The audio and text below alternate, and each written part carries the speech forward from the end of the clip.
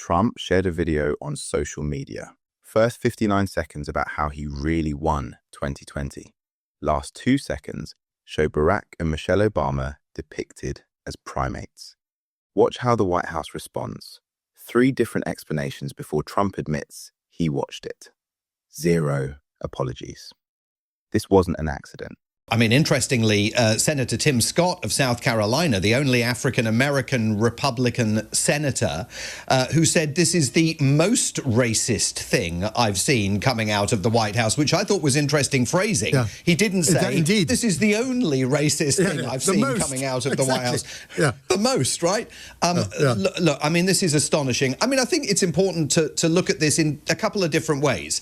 This was a video that ran 1 minute and 1 second. And the last 2 seconds were those very brief images, shameful, racist, disgraceful images of the Obamas as primates. Images drawn, by the way, from a video that first surfaced last October. And when the White House yesterday morning was just dismissing all of this as fake outrage, they ought to have known that last October, a Republican Party in Kentucky, a local Republican Party, put that video out, long version of it, on their Facebook page, and it caused uproar, and they had to pull it down, and the head of that local Republican Party in Kentucky had to apologize. So this video has form, and the fact that we went through not just 12 hours before he took it down, but then an entire news cycle and heard 3 separate versions of what had happened before President Trump himself conceded that he'd watched the video, hadn't noticed the bit at the end, and stopped sort of blaming a lowly staffer for uploading it, but of course stopped short of apologising for it, is extraordinary. But the second point that shouldn't be overlooked are the first 59 seconds of the video. Because they're all about Trump's obsession with trying to prove that the 2020 election was rigged, that he won it, not Joe Biden. It was some ludicrous academic effort to kind of persuade people that Joe Biden actually lost in 2020. So everything about this was shameful. I mean, the fact that in 2026 he's still trying to litigate the 2020 election is an incredible window into what he's up to and his nefarious plans to rig the midterm elections later this year, or at least reject the outcome of them if Republicans lose.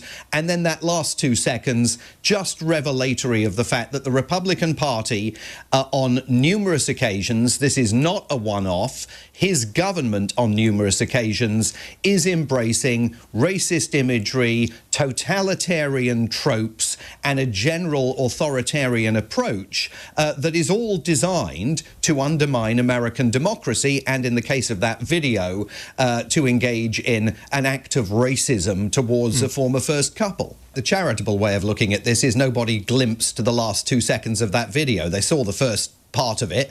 They said to themselves, this is good, it's going to help really stoke things over the 2020 election. Yes, stick it up there.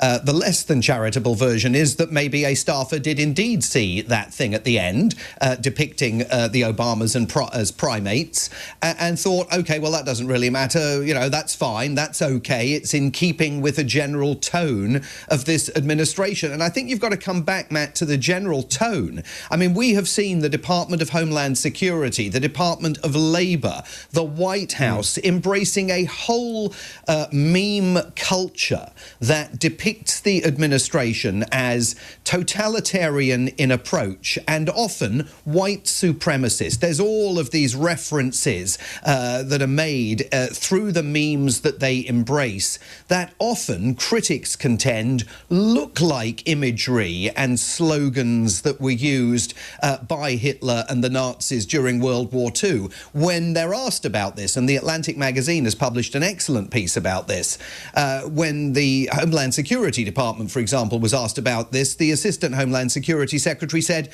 even to be asking the question is schizophrenic. It's all Trump derangement syndrome, if you think that's what we're about. But it isn't. It is what they're about. And whether yesterday's posting of that video was by design accidental or simply a mistake that the president is not willing to concede and apologise for, it goes to the heart of something much darker and much more profound within this administration. I think it's the normalisation of embracing an approach to life that is profoundly un-American, and that's why he's going to have problems. There was a caller yesterday to C-SPAN, a solid Trump voter, who said that while he was on the phone calling in, he was looking at this imagery of the Obamas and he was sick to his stomach over it because this is not who we are as Americans. And that's the departure that Trump and the people around him are making.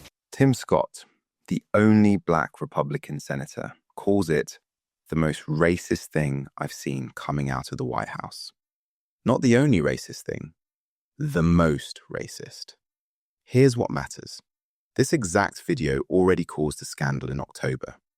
Kentucky Republican Party posted it, got backlash, had to apologize and pull it down. So the White House knew this had form. White House response? Fake outrage. Then, 3 different explanations over 12 hours.